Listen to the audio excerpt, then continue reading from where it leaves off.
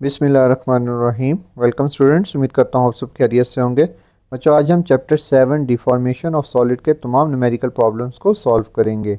हमारे पास first numerical है, calculate the mass of picture frame hanging from a steel nail given that the nail bend only 1.80 micrometres. आपको diagram से समझाया गया है कि फ़र्ज़ करें हमारे पास एक स्टील की कील के ऊपर हम पिक्चर को हैंग करते हैं। ये हमारे पास पिक्चर है जिसका वेट जो है वो डाउनवर्ड एक्ट कर रहा है, और हमारे पास जो उसके अंदर स्ट्रेन प्रोड्यूस हुआ है वो है 1.80 माइक्रोमीटर्स, और जो हमारे पास डायमीटर ऑफ नेल है वो है 1.50 मिलीमीटर। आपने फाइंड आउट करना है कि इस पिक्चर फ्रेम का कितना वेट होगा। सबसे पहले गिवन डाटा लिखते हैं यहाँ पर। यंग मॉडुलस ऑफ स्टील हमारे पास गिवन है इस न्यूमेरिकल के अंदर 20 × 10⁻10 पास्कल। जो हमारे पास स्ट्रेन है वो है हमारे पास 1.80 10⁻⁻6 मीटर। लेंथ ऑफ नेल है हमारे पास 5 × 10⁻³ मीटर। डायमीटर ऑफ नेल है हमारे पास 1.50 10⁻³ मीटर। ग्रेविटेशनल एक्सेलरेशन आपको पता है 9.8 मीटर पर सेकंड स्क्वायर होती है। आपने फाइंड करना है मास ऑफ पिक्चर फ्रेम। और हमारे पास जो फार्मूले यहाँ पर यूज़ होंगे बेटा, हमारे पास यंग मॉडुलस का फार्मूला होता है stress divided by strain. Stress होता है हमारे पास फोर्स डिवाइडेड बाय एरिया, और स्ट्रेन होता है change in length divided by total length.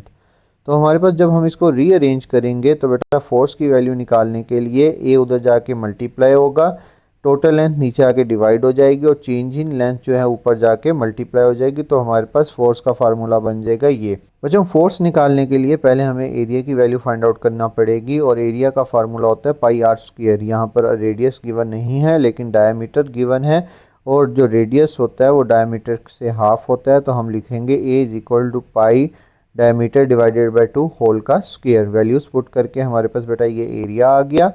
ये एरिया आया बेटा इस नेल का, और यहाँ से बेटा एरिया की वैल्यू पुट करके हमारे पास फोर्स आएगी 127.4 न्यूटन्स।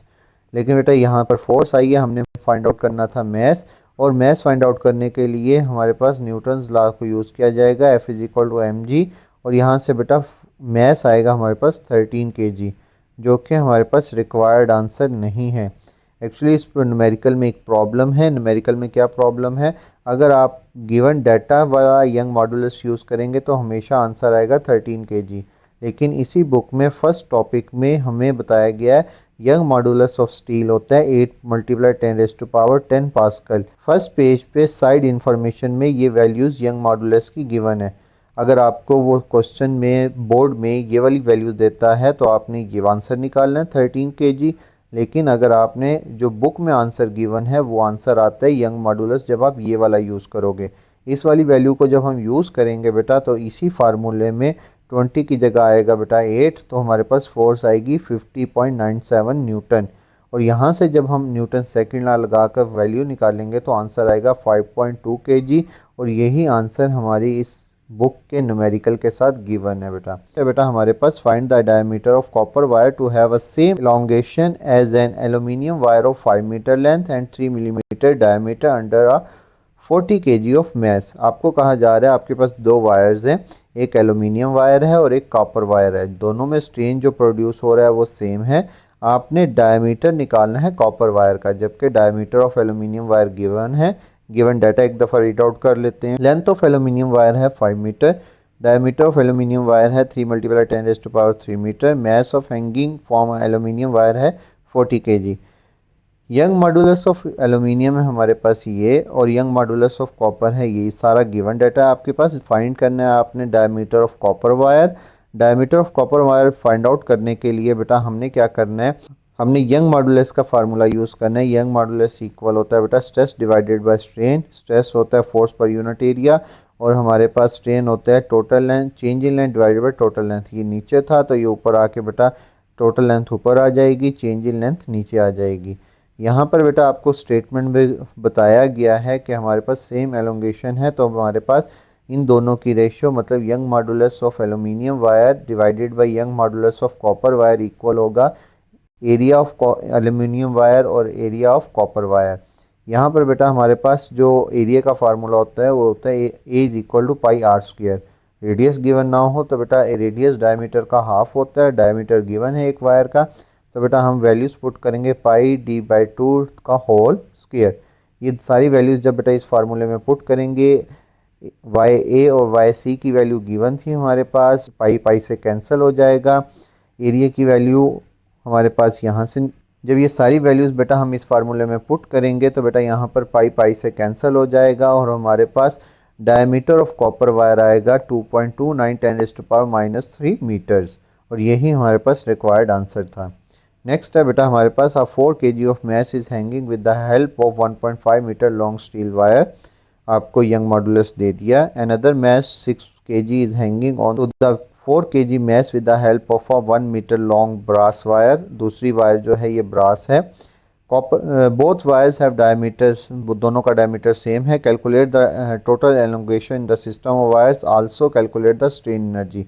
आपको बेटा दो चीज़ें फाइंड आउट करनी है, टोटल एलोंगेशन फाइंड आउट करना है, स्ट्रेन एनर्जी फाइंड आउट करनी है। गिवन डाटा में मैस दे दिया ऑब्जेक्ट का, लोअर ऑब्जेक्ट का मैस दे दिया, फिर उसके बाद लेंथ ऑफ स्टील वायर दे दी गई है, यंग मॉडुलस ऑफ स्टील दे दिया गया है, लेंथ ऑफ ब्रास वायर दे दी गई, यंग मॉडुलस ऑफ ब्रास दे दिया गया है, डायमीटर ऑफ बोथ वायर्स जो वो आपके पास गिवन है। टोटल फोर्स निकालने के लिए दोनों मैसेज को ऐड करेंगे m1 प्लस m2, और जब बेटा हम दोनों को ऐड करके ग्रेविटेशनल एक्सेलरेशन से मल्टीप्लाई करेंगे तो टोटल फोर्स आ जाएगी हमारे पास 98 न्यूटन।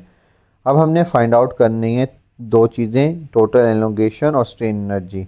सबसे इम्पोर्टेंट चीज़ बेटा यहाँ पर जो फार्मूले हमने यूज़ करने हैं, टोटल एलोंगेशन का फार्मूला होता है delta L is equal to F L divided by A Y. A area को शो कर रहा है, वाई यंग मॉडुलस को शो कर रहा है, और ये फार्मूला हमारे पास आता है यंग मॉडुलस के फार्मूले से जो हमने लास्ट में यहाँ पर स्टडी किया। यहाँ से डेल्टा एल की वैल्यू निकालेंगे तो बेटा हमारे पास ये वैल्यू आएगी। स्ट्रेन एनर्जी का formula U is equal to 1/2 F square L A Y, और यहाँ से सबसे पहले हम फाइंड आउट करेंगे एरिया, क्योंकि एरिया निकलेगा तो बेटा हमारे पास चेंज इन लेंथ निकलेगी। सबसे पहले हमने बेटा क्रॉस सेक्शनल एरिया निकाला, डायमीटर की वैल्यू पुट करके बेटा हमने क्या निकाला है बेटा एरिया, क्योंकि डायमीटर जो है वो दोनों वायर्स का सेम था तो बेटा दोनों वायर्स का एरिया भी सेम होगा। यहाँ से बेटा फिर स्टील वायर्स की जो हमारे पास चेंज इन लेंथ निकालेंगे तो डेल्टा L1 वो हमारे पास आएगी 1.5 10⁻³ मीटर, और इसी तरह जो चेंज इन लेंथ है हमारे पास ब्रास वायर की वो आएगी हमारे पास 1.3 10⁻² मीटर्स। अब ये दोनों वायर्स की हमने कंबाइन निकालनी थी तो दोनों को जब हम ऐड करेंगे तो बेटा टोटल हो जाएगी 2.28 10⁻² मीटर्स। स्ट्रेन एनर्जी निकालने के लिए स्ट्रेन एनर्जी के फार्मूले में सारी वैल्यूज़ जो हैं ये पुट करेंगे तो बेटा हमारे पास आंसर आएगा 0.1117 जॉल, और यही हमारे पास रिक्वायर्ड आंसर था। A rod of 90 millimetre square has a length of 3 metre if a stress of 300 megapascal is applied to stretch the rod, then find the strain energy if young modulus of the rod is 200 gigapascal। आपको given data में कह दिया गया है कि हमारे पास area of wire, area of rod ये है, लेंथ ये है, स्ट्रेस हमारे पास ये गिवन है, यंग मॉडुलस ये है। आपने फाइंड आउट करना है बेटा स्ट्रेन एनर्जी को। स्ट्रेन हम सबसे पहले हम स्ट्रेन निकालेंगे, फिर वॉल्यूम निकालेंगे और फिर स्ट्रेन एनर्जी को फाइंड आउट करेंगे, क्योंकि स्ट्रेन एनर्जी हमारे पास डिपेंड करती है स्ट्रेस के ऊपर, स्ट्रेन के ऊपर और वॉल्यूम के ऊपर। स्ट्रेन का फार्मूले में वैल्यू पुट करेंगे बेटा, क्योंकि स्ट्रेस भी गिवन है, यंग मॉडुलस भी गिवन है। ये फार्मूला आता है स्ट्रेन का यंग मॉडुलस से, यंग मॉडुलस होता है स्ट्रेस ओवर स्ट्रेन। तो अगर हम स्ट्रेन को दूसरी तरफ ले जाएं तो बेटा यहाँ पर यंग मॉडुलस आके डिवाइड हो जाएगा, तो हमारे पास बेटा स्ट्रेन आएगा 1.5 10⁻³ वॉल्यूम निकालने के लिए एरिया को लेंथ से मल्टीप्लाई करेंगे तो ये बेटा हमारे पास वॉल्यूम आ जाएगा। अब ये सारी वैल्यूज़ गिवन है हमारे पास, इन तमाम वैल्यूज़ को स्ट्रेन एनर्जी के इस फार्मूले में पुट करेंगे तो हमारे पास स्ट्रेन एनर्जी का फार्मूला आएगा 60.75 जॉल, और यही हमारे पास रिक्वायर्ड आंसर था। लेक्चर अच्छा लगा हो तो लाइक और सब्सक्राइब करना मत भूलिएगा। थैंक यू, खुदा हाफिज़।